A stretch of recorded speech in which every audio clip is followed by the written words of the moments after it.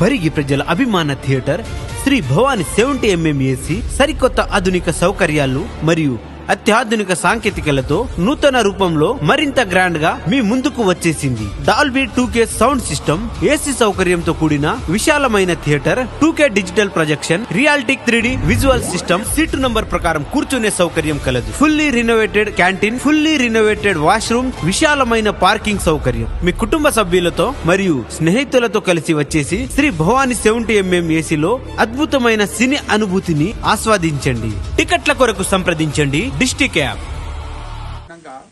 BRS party ఏదో చేస్తుంది అనుకుంటే మీకు తెలుసు, ఒక్క ఇల్లు కట్టలేదు మన దగ్గర. గడ్సింగాపూర్లో కానీ పరిగిలో కానీ ఒక్క గృహప్రవేశ కార్యక్రమం జరగలేదు.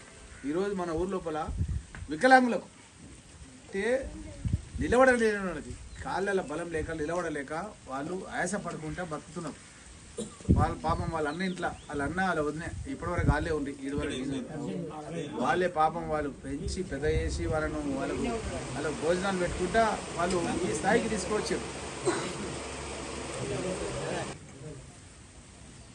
వాళ్ళు ఈ స్థాయికి తీసుకొచ్చి వాళ్ళ కుటుంబ సభ్యులపైన కూడా ప్రేమానురాగాలతో వాళ్ళకు కూడా ఇల్లు కావాలని అడిగి, పాపం వాళ్ళు అడగలేని పరిస్థితిలో ఉన్నారు. వాళ్ళు వికలాంగులు వాళ్ళ గురించి అడిగి వాళ్ళ ఇల్లు కూడా కట్టించుకొని వాళ్ళ గృహప్రవేశంలో కూడా మేము పాల్గొనడం అనేది చాలా సంతోషంగా ఉంది. అదేవిధంగా ఒక ఒంటరి మహిళ ఇక్కడే ఉన్నది, కలమ్మ, ఆమె కూడా ఇక్కడే ఉన్నది. పాపం ఆమెకు ఇల్లు లేదు, ఊర్లో చాలా కష్టంగా ఉండే పరిస్థితి. ఆమె కూడా ఇల్లు గృహప్రవేశం చేసి దాంట్లో కూడా వాళ్ళకి మనం చేయడం అనేది చాలా సంతోషంగా ఉంది. ఈ గ్రామంలో పేదవాళ్ళందరూ కూడా ఇక్కడ ఉన్నటువంటి నాయకులు వెంకటరాములు కానీ, మాణిక్యం కానీ, ఉప సర్పంచ్, మన వార్డు సభ్యులు, సీనియర్ నాయకులు చాలా మంది ఇక్కడ జనార్దన్ వీళ్ళంతా కూడా ఉన్నారు. ఊర్లో అందరు బాగుంటే మేము బాగుంటాం అన్న ఉద్దేశంతో వీళ్ళంతా కూడా పనిచేస్తున్నారు.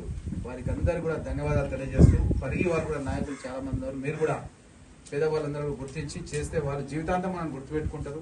చూసిన వాళ్ళంతా నిలబడతారు. ఇక్కడ అలా అంతా కాలం అన్నీ నిలబడినది. వికలాంగుల వల్ల అన్న వదిన పాపం వాళ్ళు వికలాంగులు ఇంటికి బయటికి వెళ్ళలేని పరిస్థితి, కడప దాటలేని పరిస్థితి. వాళ్ళు పాపం దోపల్నే ఉన్నారు. వాళ్ళు అట్లాంటి వాళ్ళు కూడా వాళ్ళు గుర్తించి ఒక సోదర భావంతో వాళ్ళు సహాయ సహకారం అందించారు. మనం కూడా పరిగిలో చాలా మంది పేదవాళ్ళు ఉన్నారు. నేను కూడా ఒకసారి ఇల్లు కూలిపోతున్నాయంటే పరిగి టౌన్లో తిరుగుకుంటా ఒక మహిళ ఇల్లు కూలిపోయింది, మన దగ్గరకు వచ్చి అడిగేది ఫారూక్ వాళ్ళ ఇంటి వల్ల అడిగితే ఆమె కూడా ఇల్లు శాంక్షన్ చేసాం. ఇల్లు ఆల్రెడీ హసీనా అది కూడా నడుస్తుంది అనుకుంటా, పని చెత్తుపడ్డది. హసీనా కూడా చెత్తుపడ్డది. ఆ విధంగా మనం ఒక కార్యక్రమం కూడా తీసుకున్నాం. ఒకసారి పార్టీ కేక్ కటింగ్ ప్రోగ్రామ్ కూడా వాళ్ళ ఇంటి ముంగల చేసినాం, హసీనా వాళ్ళ ఇంటి ముంగల. అట్లా పేదవాళ్ళని గుర్తించాలి. మనం గుర్తించి మనం వాళ్ళకు మన ప్రభుత్వ పథకాలు అందిస్తే జీవితాంతం వాళ్ళు గుర్తుపెట్టుకుంటారు. ఎందుకంటే వెనకటికి ఎట్లుంటుందంటే చిన్న ఉన్నప్పుడు సండే మా ఇంట్లో మటన్ అవుతుండే, బాగా మనం సండే గురించి చూస్తుంటాం ఎప్పుడు సండే. ఇప్పుడు ఏమైపోయిందంటే పొద్దుగా లేస్తేనట నువ్వు సాయంత్రం లేట డాక్టర్ ఏం చెప్పినట్టే నాకు ఇక నువ్వు తినకం బంద్ చేయాలి మటన్, నువ్వు ఖాళీ 250 గ్రాములే తెస్తున్నారు. నాకు ఎక్కడ పోయినా ఇప్పుడు అంతే, ఇక అంతకంటే ఎక్కువ తినొద్దని పెట్టారు, అది డైట్ పెట్టేసారు. ఇప్పుడు ఆ పరిస్థితి వచ్చింది. కాబట్టి మనం కూడా ఏంటంటే మన ఆరోగ్యాన్ని పరీక్షించుకోవడం ఎంతనో అట్లనే మనం కూడా ఏంటంటే పేదవాళ్ళని గుర్తించాలి. మనకి ఇప్పుడు ఎంతమందికి బిర్యానీలు ఎందుకు తినబెట్టినా తింటారు మర్చిపోతారు. కాబట్టి అదే పేదవాళ్ళకి మనం పూట సాయం చేస్తే కూడా వాళ్ళు యాద్ చేసుకుంటారు. కాబట్టి మనం కూడా ఈ ఇండ్లు గుర్తించడంలో, లబ్ధిదారులను గుర్తించడంలో, సంక్షేమ పథకాలు అందించడంలో సమాజంలో అత్యంత పేదవాళ్ళు ఎవరున్నారో వాళ్ళని గుర్తుపెట్టుకోవాలి. వాళ్ళని గుర్తుపెట్టుకుంటే జీవితాంతం మనను, మన పార్టీని, మన నాయకులను వాళ్ళు ఎప్పుడు గుర్తుపెట్టుకుంటారు. కాబట్టి ఆ విధంగా మీరు అందరు కూడా దాని విషయం లోపల జాగ్రత్త వహించాలని కోరుతూ, అదేవిధంగా మన కరీం గారు తన కుల్కచర్యలో మన సేవలు అందించండి. తర్వాత మన ఎట్లయితే మన డిఎస్పీ శ్రీనివాస్ ఉన్నాడు, ఆయన కూడా అదే అడుగు జాడలో పోతుండ అనమాట. నెక్స్ట్ ఆయన కూడా ప్రమోషన్ ఉంటుంది. ఇక్కడనే మన కాన్స్టిట్యున్సీలో నెక్స్ట్ ప్రమోషన్ కూడా వచ్చి ఇక్కడే మన కాన్స్టిట్యున్సీలో సేవలు అందించడానికి ఎప్పుడు సిద్ధంగా ఉంటాడు. అదేవిధంగా మొకరం గారు మన హౌసింగ్ డిపార్ట్మెంట్ నుంచి ఉంచి ఒక పేదవాడు ఒక శ్మశాన వాటికల్లో అనుకుంటున్నాడు. మీకు తెలుసుకో తెలియదు, పరిగిల మధురాజ్ సోదరుడు నారాయణ అని శ్మశాన వాటికలు అనుకుంటున్నాడు. మా ఒక వెంకటేష్ కూడా చెప్పడం జరిగింది. వాళ్ళ కొంత స్థలం గురించి కొంత చిన్న టెక్నికల్ ప్రాబ్లం ఉన్నది, అది సాల్వ్ చేస్తే వాళ్ళకు కూడా ఇల్లు కట్టియడానికని ముందుకు తీసుకెళ్తున్నాం. మొకరం కూడా ఎప్పటికప్పుడు అందుబాటులో ఉండి జిల్లా అధికారులందరితో కూడా మాట్లాడుకుంటూ ఇళ్లను వేగవంతంగా కృషి చేయడం జరుగుతుంది. అదేవిధంగా మన మాణిక్యం గారు, బాలరాజు గారు, మన శ్రీను, బాలరాజ్, ఇంకా నర్సిరెడ్డి గారు, ప్రభు, శ్రీనివాస్ రెడ్డి గారు, ఇంకా ఈ కార్యక్రమంలో పాల్గొంటున్నటువంటి ఒక విషయం చెప్పదలుచుకున్నా. గతం లోపల మీరు ఆ పాలన చూసారు, గతంలో వాళ్ళు ఎట్లా చేసిండ్రు, వెనకటి పాలన ఎట్లా ఉండే ఆ ప్రభుత్వంలో, ఇప్పుడు ఎట్లా ఉంది అనేది మీరు గమనిస్తున్నారు. మనం ఇంత పెద్ద ఎత్తున ఇండ్ల నిర్మాణం కానీ, అదేవిధంగా మన గ్రామం లోపల పాఠశాలకు సంబంధించినటువంటి ప్రహరీ గోడ కూడా పూర్తి చేయడం జరిగింది. ఈ ప్రహరీ గోడ పూర్తి చేస్తానని ఒకసారి నేను, నా కొడుకు రితిక్ వాళ్ళు తాండూరు నుంచి ఒకటి ఎన్ఎస్వి తరఫున పాదయాత్ర ప్రారంభించారు.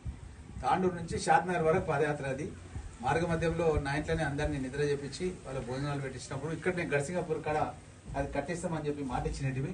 ఆ మాట ఇచ్చిన దాని ప్రకారం మళ్ళీ మన ప్రభుత్వం వచ్చిన తర్వాత ఆ కంపౌండ్ వాల్ నిర్మాణం కూడా గడిసింగాపూర్ లోపల పూర్తి చేయడం జరిగింది అన్న విషయాన్ని అప్పుడు గోపాల్ ఉండే మన హెడ్ మాస్టర్ గోపాల్, మొన్నటి వరకు మనకి ఎంఈ ఉండే కదా, ఆయనే అక్కడ హెడ్ మాస్టర్ ఉండే. అప్పుడు నేను వచ్చినప్పుడు ఇక్కడ మాట ఇవ్వడం జరిగింది. దాని ప్రకారం అది కూడా పూర్తి చేయడం జరిగింది అన్న విషయాన్ని తెలియజేస్తూ, ఇంకా కూడా పెద్ద ఎత్తున అభివృద్ధి కార్యక్రమాల నుంచి వెంకటరాములు ఎప్పటికప్పుడు అన్ని కూడా విషయాలన్నీ కూడా మన దృష్టికి తీసుకొస్తున్నాడు. మన చెరువు కూడా అభివృద్ధి చేయాలన్న విషయం కూడా తీసుకొచ్చిండు. తప్పకుండా దాన్ని కూడా అభివృద్ధి చేస్తామన్న విషయాన్ని తెలియజేస్తూ, ఇంకా మీ గ్రామం లోపల పెన్షన్ల గురించి కూడా కొంతమంది దరఖాస్తు చేసుకున్నారు. దాంట్లో ఒంటరి మహిళలు కూడా ఉన్నారు, వితంతువులు ఉన్నారు.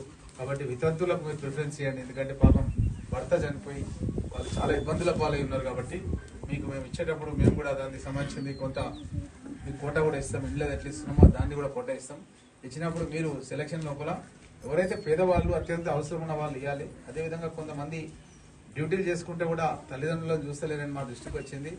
వాళ్ళకు మనం ఆర్టీఓ కంప్లైంట్ ఇప్పిస్తామంటే ఆర్టీఓ వాళ్ళ జీతంలో కట్ చేసి వాళ్ళకు డబ్బులు ఇస్తారు. కొంతమంది ప్రభుత్వ ఉద్యోగాలు కూడా చేసుకుంటా వాళ్ళ తల్లిదండ్రుల పోషణ చేస్తలేరని నా దృష్టికి తీసుకొచ్చారు. కాబట్టి వాళ్ళ విషయంలో ఆర్టీఓ వాసుచంద్ర కంప్లైంట్ ఇస్తే ఆయన వాళ్ళ జీతంలోకి వెళ్ళి కట్ చేపించి కౌన్సిలింగ్ చేస్తాడు. ఒకసారి వినకపోతే వాళ్ళ శాలరీలో కూడా కట్ చేసేటట్టుగా ప్రభుత్వం నిర్ణయం తీసుకుందన్న విషయాన్ని కూడా మీ దృష్టికి తెలియజేస్తూ, తప్పకుండా గడిసింగాపూర్ గ్రామానికి ప్రత్యేకంగా ఎలాంటి నిధులు కావాలన్నా సరే మీ అందరికీ ఇక్కడ ఉన్నటువంటి వెంకటరాములు కానీ, మాణిక్యం కానీ, జనార్దన్ కానీ, ప్రభు కానీ అందరు కూడా చెప్తున్నా పెద్ద ఎత్తున నిధులు ఇచ్చి